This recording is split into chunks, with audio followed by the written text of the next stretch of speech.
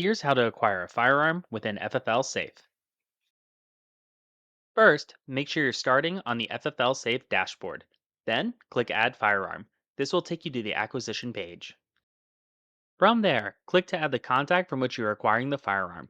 At a minimum, you must enter the ATF required information for that FFL, individual, or government agency. In this example, we are acquiring from an FFL. Simply type or paste the full FFL number here and watch as FFL Safe fills in the required information automatically for you. Notice that FFL Safe looks at EasyCheck to make sure the FFL number is active, verifying it.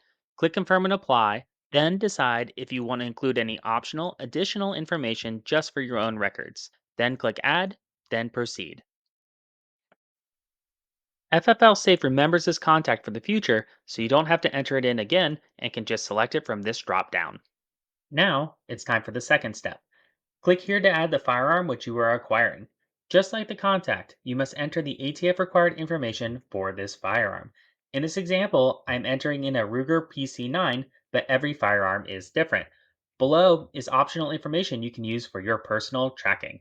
Then, click Add and select Yes. The third step is to select the date you actually acquired the firearm.